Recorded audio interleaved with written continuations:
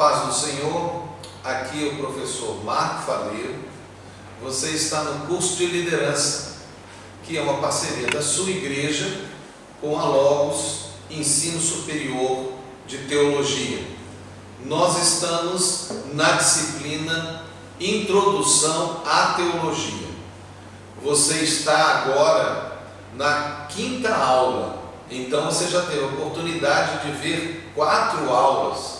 Eu espero que você tenha assistido todas elas, né? Então, não só dê uma entrada rápida e veja, não faça isso.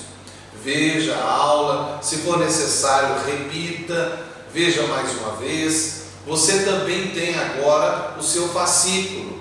Leia o fascículo, estude a ele, e também tem as avas, que são aulas também, mas no modelo, um método diferente, né? Que é aulas em vídeo apresentação. Então só aparece o escrito e a voz do professor, e lá você vai ter mais detalhadamente o mesmo assunto. Então não é outro assunto, é o mesmo, só que é ampliado.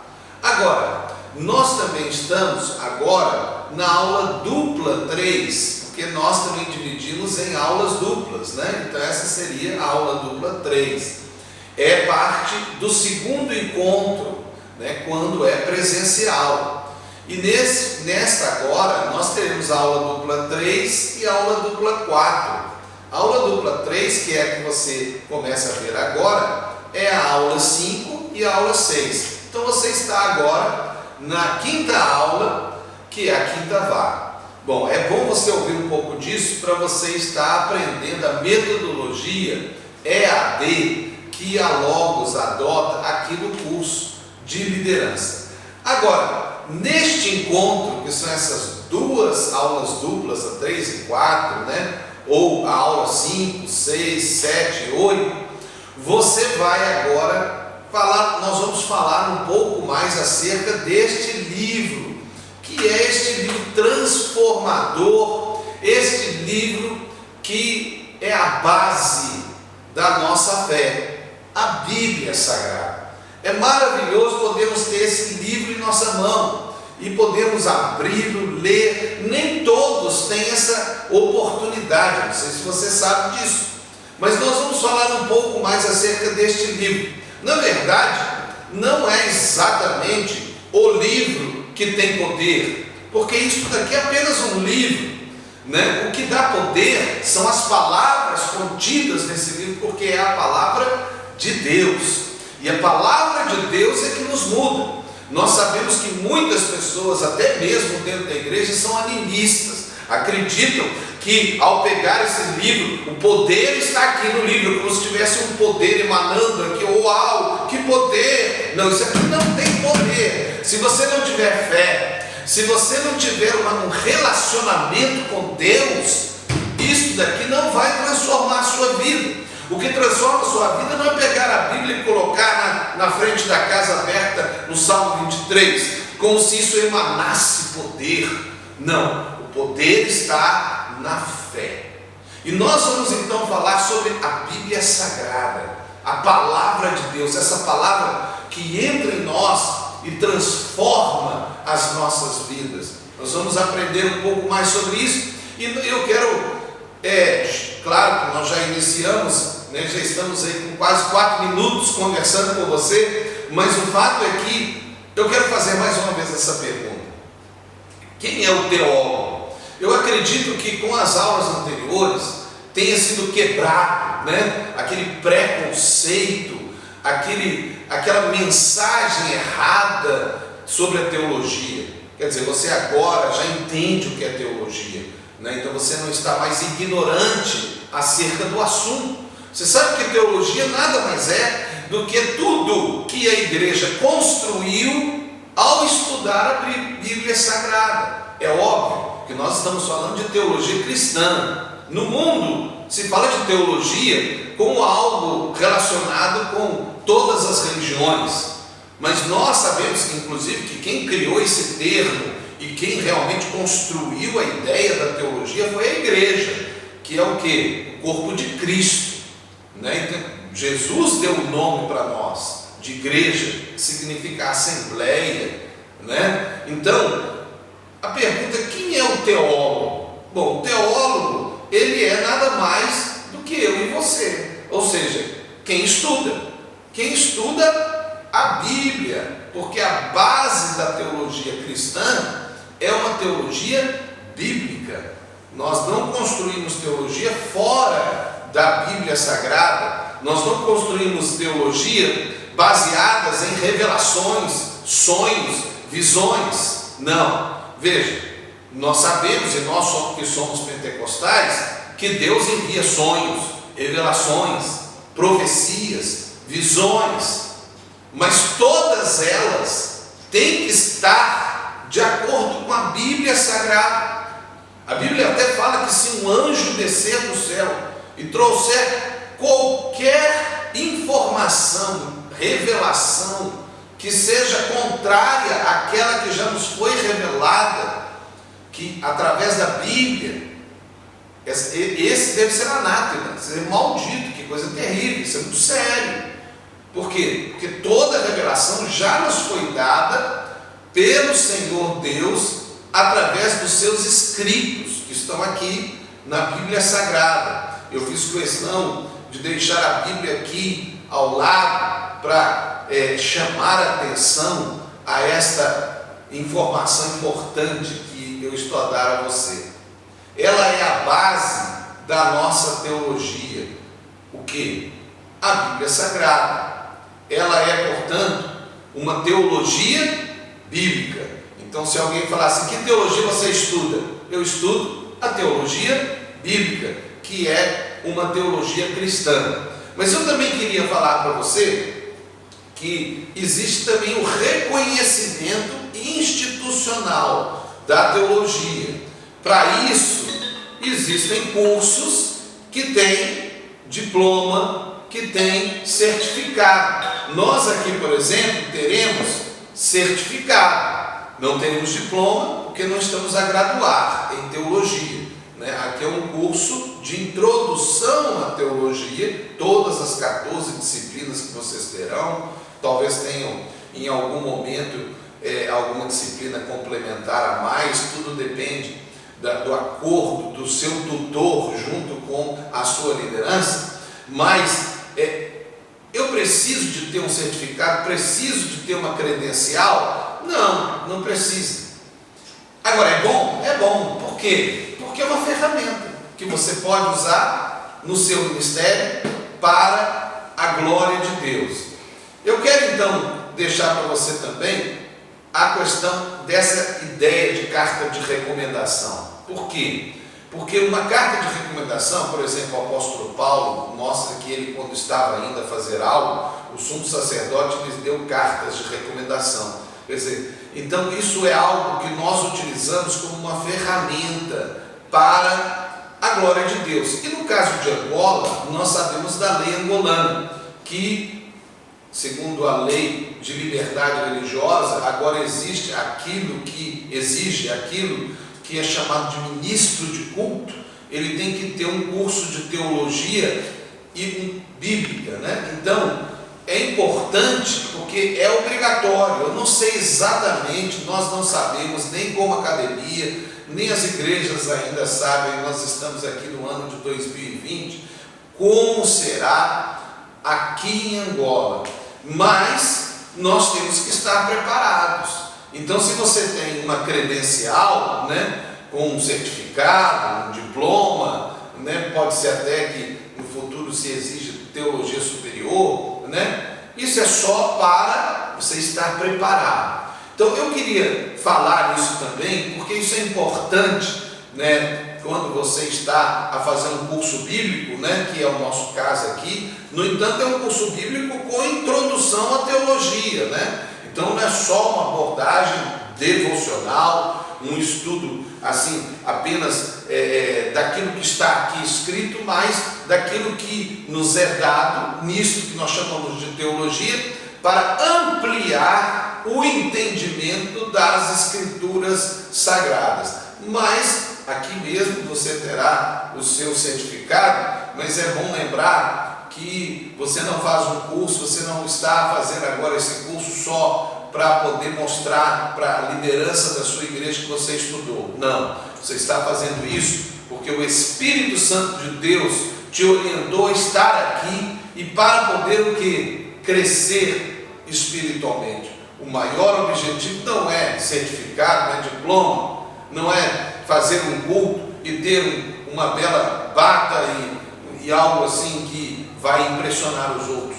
O mais importante é você entender que o Espírito Santo está a te dar uma oportunidade de crescer, de ter mais ferramentas para o seu ministério, para honrar a Deus, para alcançar pessoas, porque o ministério não é para nós, não é para nos dar títulos, não é para nos fazer poderosos, grandes e conhecidos ou reconhecidos. O ministério é para salvar pessoas, é para libertar pessoas, é para honrar a Deus, é para exaltar o reino de Deus, expandir o reino de Deus, e é isto que deve estar no seu coração. Você deve estudar a Bíblia para crescer o seu relacionamento com Deus e para que com este relacionamento você ajude pessoas, porque é para isso que nós estamos aqui, recebendo essas ferramentas. Alguém tem o costume às vezes de dizer, se você vai ir para um médico, e aí você fala, esse é médico? Mas ele estudou, ele se preparou.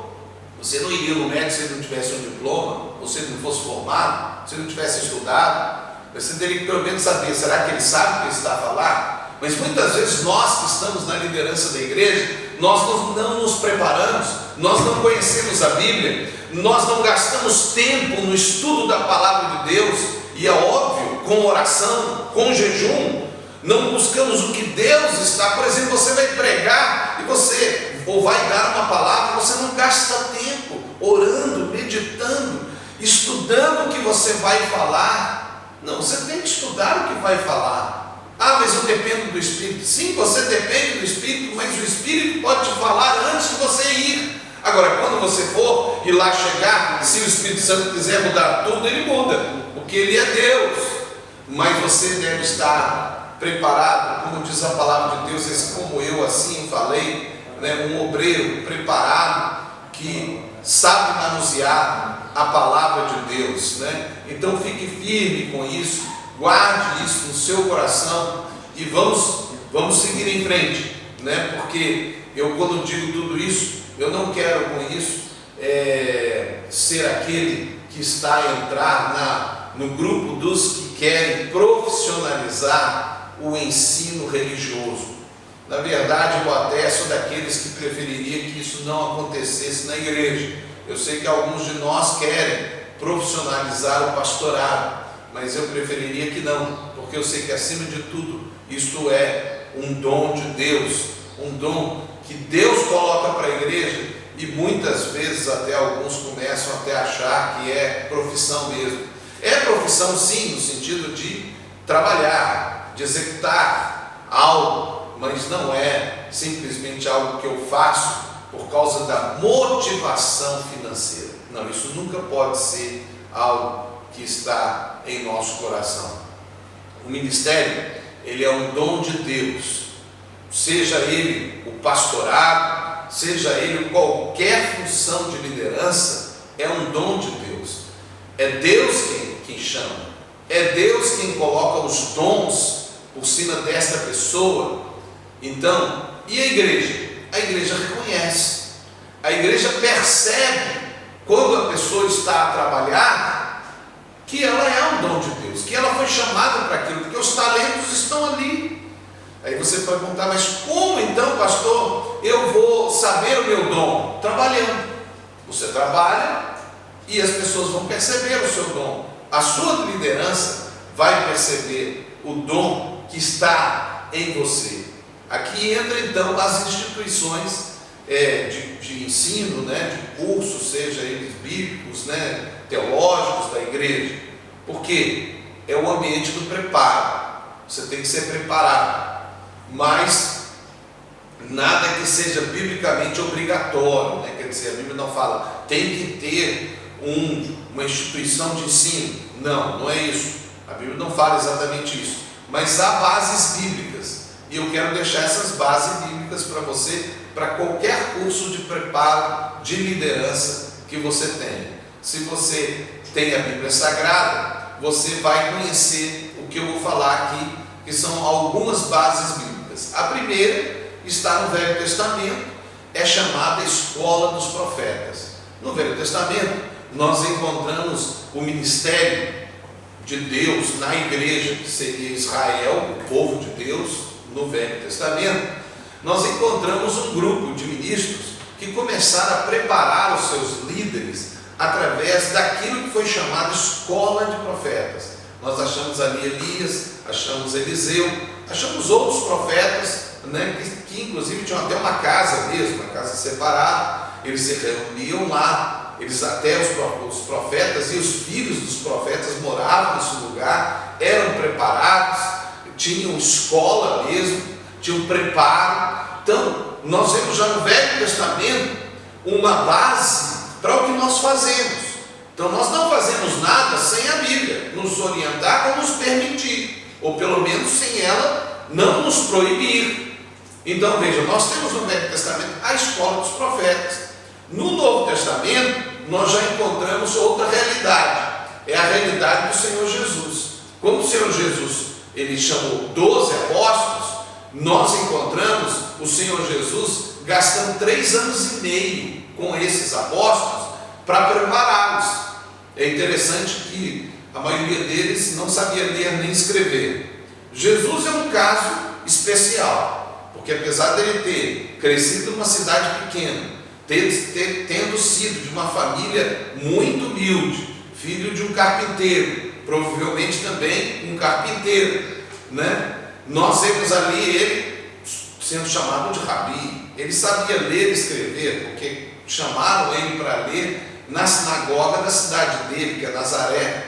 E ele abre a Bíblia e lê no rolo, naquele sistema que eles tinham. Não era dessa forma, isso foi inventado depois, esse sistema aqui tecnológico de livro, mas antes era rolos. E ele sabia ler em hebraico, quer dizer, ele falava hebraico, além dele falar o grego, que era o normal, e o aramaico, que era a língua comum do povo, porque o grego era a língua falada como que internacional, porque o Império Grego havia dominado boa parte daquela região. Depois veio o Império Romano. Quando Jesus nasceu, era o Império Romano, que falava o latim. Então, Jesus com certeza falava o hebraico, que pouquíssimos falavam, porque era uma língua basicamente de sacerdotes e de escribas fariseus, e Jesus sabia o hebraico, porque ele lia a Bíblia em hebraico. Ele também sabia com certeza o grego, sabia com certeza o aramaico, que era a língua comum do povo, e é quase que certo que ele também sabia falar o latim, mas também com a inteligência de um homem que não tinha pecado, com certeza Jesus tinha, talvez soubesse até mais línguas. Ele era muito bem preparado, ele era chamado de rabi, Agora, ele gastou um tempo com aquelas pessoas, preparando aquelas pessoas. Então, há essa realidade na Bíblia. Inclusive também no Novo Testamento nós encontramos o apóstolo Paulo, quando ele parou em uma cidade, ele parou e iniciou uma escola mesmo, num local que chamou de escola do tirano. E ele gastou um tempo, ele ensinava, ele treinava pessoas ali naquela escola. Então, com essa palavra que nós estamos iniciando essa aula 5, nesta aula 5, eu quero incentivar você realmente a se dedicar em todo esse curso. Essa é a primeira disciplina, então é por isso que eu estou enfatizando um pouco mais nela. Vocês terão outras disciplinas, e falarão de assuntos diferentes, mas tenha no seu coração que cada um desses assuntos constrói aquilo que eu creio o Espírito Santo nos orientou a formar para o seu crescimento espiritual. Bom, vamos entrar agora num outro aspecto dentro dessa aula, que é a questão do logos. A palavra logos, inclusive, é uma palavra que nós utilizamos na nossa instituição para nomear a nossa instituição, porque nós queremos dar a visão de que nós somos, de fato, cristocêntricos. Quer dizer, o logos, conforme a Bíblia Sagrada, foi o termo utilizado por Deus ao inspirar o apóstolo João, que foi um dos 12 apóstolos de Jesus Cristo, inclusive foi o único que não morreu, né, porque os 11 apóstolos morreram martirizados. Aí você vai falar, mas os 11, Judas não suicidou? Não estou falando de Judas. Jesus disse que um há entre vós que não é de nós, né? Então Judas ele suicidou, ele não seguiu em frente, mas depois o Espírito Santo ele orientou aquele que veio a substituir Judas, que foi um que andou com Jesus durante todo o tempo em que Cristo estava ensinando na terra, fazendo milagres. Depois este, que foi o que substituiu Judas, né? Ele também viu Jesus Cristo ressuscitar, viu ele ser levado ao céu. Então ele era uma testemunha ocular. Esse era a base para se ser um dos 12. Tinha que ser alguém que era testemunha ocular. E desses 12 apóstolos, né, 11, inclusive esse que eu falei, morreram martirizados. Mas João, que foi, inclusive pelo que mostra a história, era o mais novo entre os apóstolos, foi aquele que teve a revelação do livro de Apocalipse, né? E ele, ao escrever a sua carta e o seu evangelho especificamente, ele chama Jesus de Logos, né? Então, quando nós utilizamos esse termo, nós queremos realmente apontar para Jesus, mostrar o que é, quem é Jesus, porque também, assim como nós falamos que a nossa teologia bíblica, porque ela se baseia na Bíblia, nós também queremos dizer que o centro da Bíblia é Jesus Cristo. Quer dizer, o objetivo da Bíblia é apontar para Jesus. Por quê? É muito óbvio.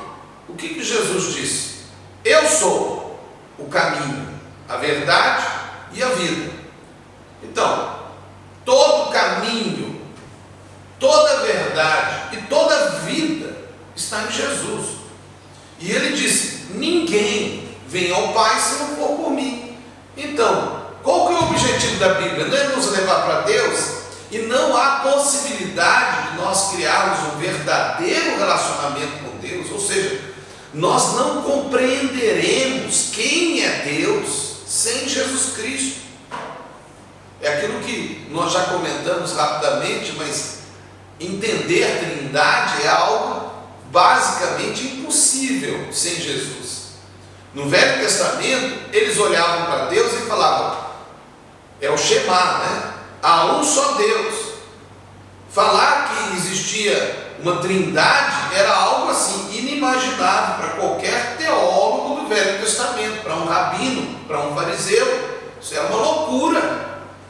Há um só Deus. Mas quando nós olhamos o Velho Testamento, nós vemos Davi falando sobre Jesus, que foi uma profecia messiânica, né? Até os próprios rabinos consideravam assim, e fala que esse Messias é divino. Ué, mas como? Porque na verdade, quando Jesus veio, ele veio completar a revelação, ele veio expressar a máxima da revelação, porque sem Jesus eu não entenderia. Quando Jesus disse o Pai, então é outro, o Pai, eu e o Pai, e eu enviarei outro quem? Consolador, o Espírito Santo. Agora eu entendo assim, eu compreendo que existe, mas eu não entendo, porque ninguém entende a Trindade. A Trindade é algo que não é compreensível pela mente humana. Mas o fato, nós não vamos entrar na doutrina de fato da Trindade, deixarei isso um pouco mais à frente, mas a grande pergunta agora, até o final dessa aula, o que é Logos? E eu queria mostrar aí para você, em grego, o que é Logos. Então, eu estou aqui acompanhando também a sequência dessa apresentação para você, mas você vai poder ver aí a palavra em grego, né? Essas letras são letras gregas, né? Nós já falamos para vocês que a Bíblia foi escrita em grego, e em hebraico, e que as letras gregas são diferentes das gregas latinas que nós usamos, assim como as letras da língua hebraica, né, então das escrituras hebraicas, é diferente da letra que nós usamos, que é a língua latina, né? Na verdade, até a letra latina, ela é oriunda da letra grega, né, que foi sendo aperfeiçoada pelos romanos e depois chegou a esse tipo de letra que nós utilizamos hoje. Mas se você ver, você vai ver a letra grega e você vai ver a transliteração.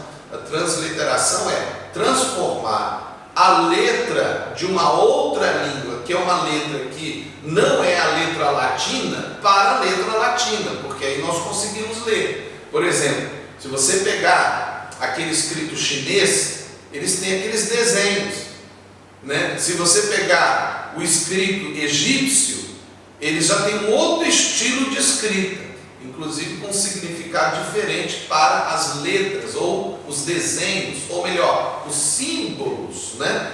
Então, cada língua pode seguir um sistema diferente. O nosso sistema é um sistema de sons, né? Então, vogais e consoantes, né, estão na nossa escrita.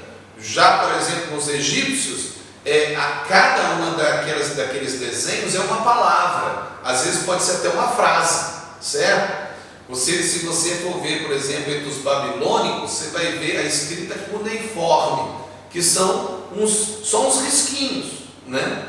Mas a letra grega foi aquela que foi até baseada em um escrito anterior aos gregos, né? Até mesmo ali da região, né, de Israel, né, anterior aos judeus, já havia um estilo de escrita.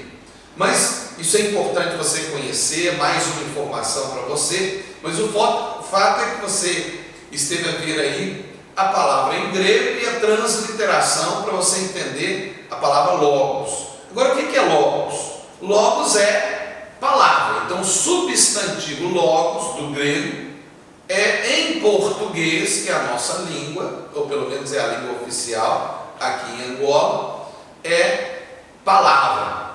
Mas na Bíblia tem outro substantivo também usado para a terminologia palavra, que é rema. Então nós temos duas palavras no Novo Testamento, que é logos e rema. Aí você pode falar, professor, no Velho Testamento não aparece logos e rema? Não, não aparece. São outras palavras, palavras hebraicas. Agora, houve uma tradução que foi feita no tempo dos gregos antes de Jesus, foi a primeira grande tradução da Bíblia, chamada Septuaginta, em que eles colocaram nessa tradução a ideia também, que foram os rabinos, né, que os grandes estudiosos daquela época, que consideraram essa tentativa de demonstrar no Velho Testamento que poderia ser o mesmo conceito do Novo Testamento, logos e rema. Então nós temos essas duas palavras, logos e rema, que são na verdade também uma simbologia. E a verdade é que a Bíblia tem muita simbologia. Isso vocês vão ter uma noção inicial com uma outra disciplina que vai chamar Introdução à Hermenêutica. É lógico que nessa disciplina eu falo muito de hermenêutica, né? Porque ela é diretamente ligada ao assunto que nós estamos a tratar, né? Que é a interpretação da Bíblia. Mas a Bíblia é cheia de símbolos. Por quê? Porque a comunicação humana é símbolos. Veja, quando eu pego esse objeto, eu chamo de óculos. Mas veja, se eu tivesse um outro povo e ele nunca tivesse visto um óculos, ele poderia chegar e falar assim, Rabu, Rabu. Aí todo mundo ia conhecer isso aqui como Rabu, lá na outra língua. Por quê? Não existe isso não, tá? Eu estou só supondo. Por quê? Porque alguém viu e chamou de Rabu, virou Rabu. Então isso aqui naquela língua é Rabu, na nossa língua é óculos. Agora, e na língua de Deus? Deus tem uma língua? Deus tem. Na verdade, ele fala todas as línguas. Adão, quando foi criado, tinha uma língua. Né? Qual que era? Não sei. Ninguém sabe. A gente tem tantos dialetos, mas você sabe que tudo isso é só símbolo? Símbolo, só símbolo. Sabe por quê? Porque o homem se comunica. E Deus também se comunica, porque na verdade é claro, Deus que criou a comunicação, mas Deus não comunica só com palavras, não. Deus inclusive comunica com sentimentos. Deus comunica de formas tão estranhas, tão diferentes.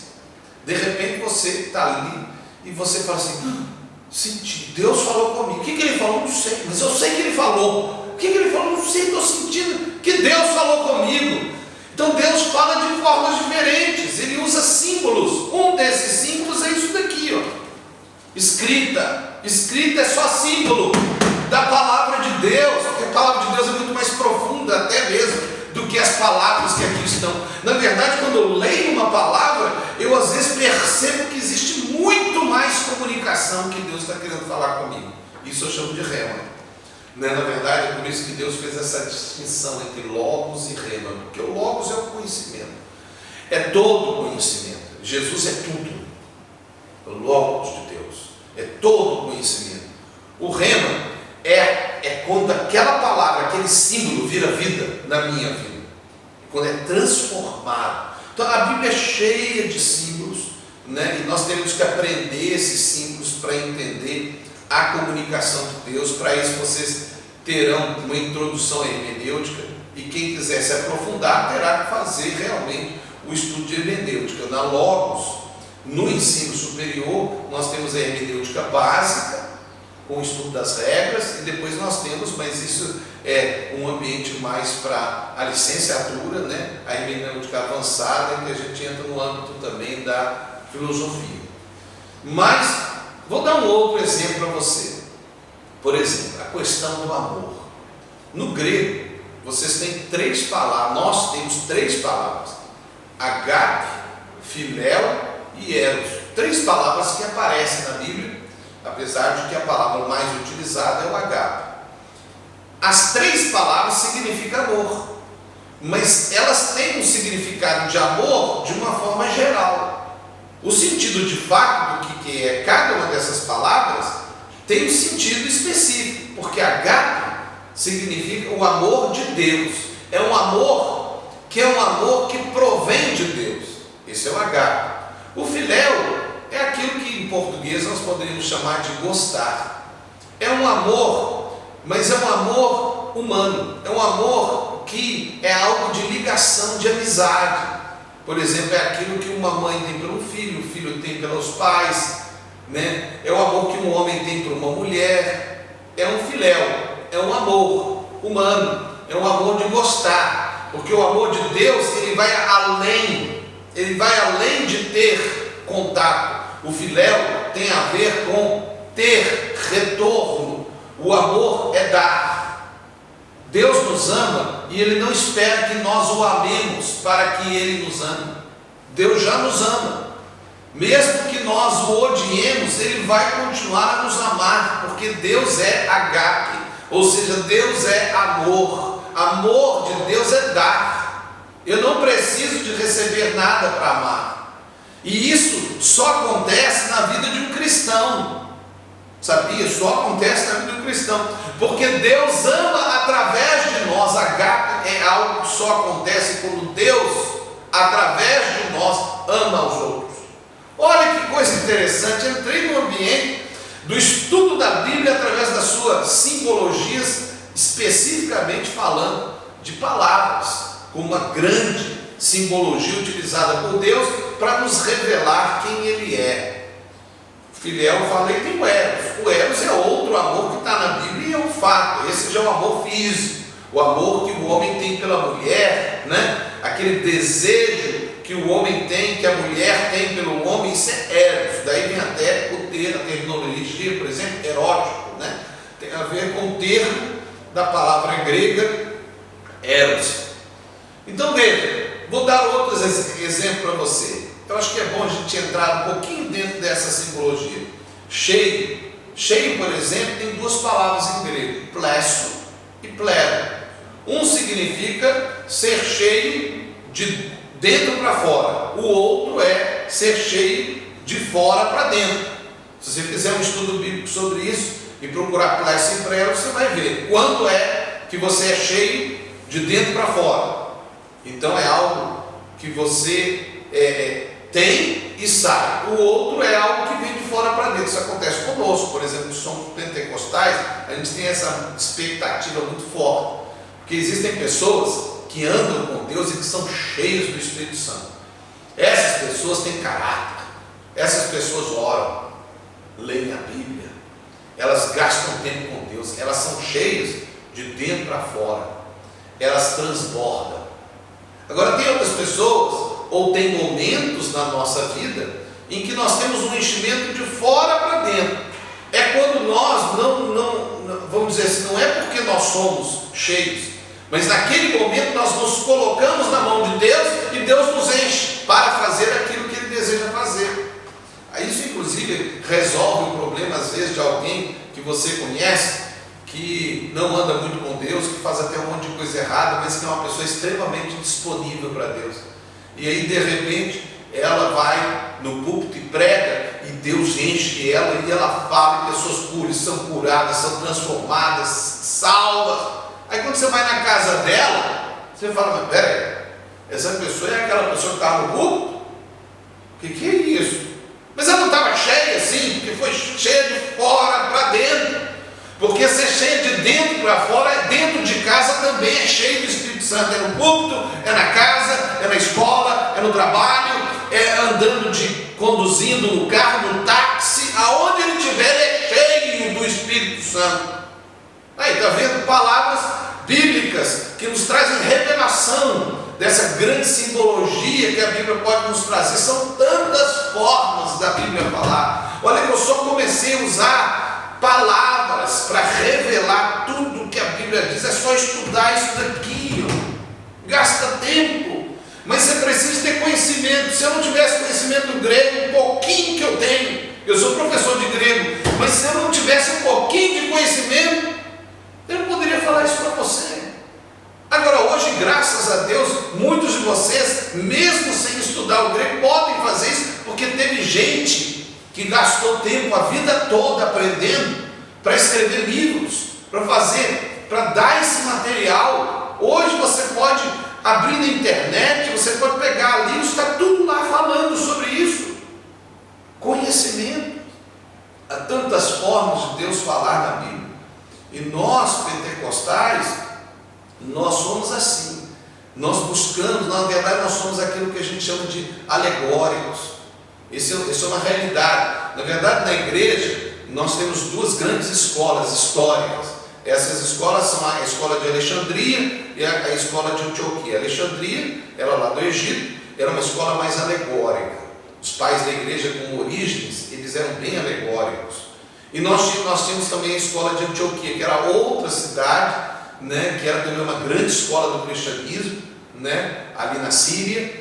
Então nós temos Alexandria e nós temos Antioquia, né? E essas duas escolas, elas são dois ambientes de estudo bíblico, alegórico e racional ou literal. Esses dois ambientes nós temos no estudo da palavra, e nós devemos ter essas duas realidades. Mas eu não vou entrar nisso, sabe por quê? Porque nós vamos abordar isso um pouco mais à frente. Mas eu quero deixar isso com vocês, e nós estamos a terminar a quinta aula. Aqui o professor Marco Faleiro, né, no final dessa aula. Deus abençoe vocês, e depois a gente continua a falar sobre isso. Amém.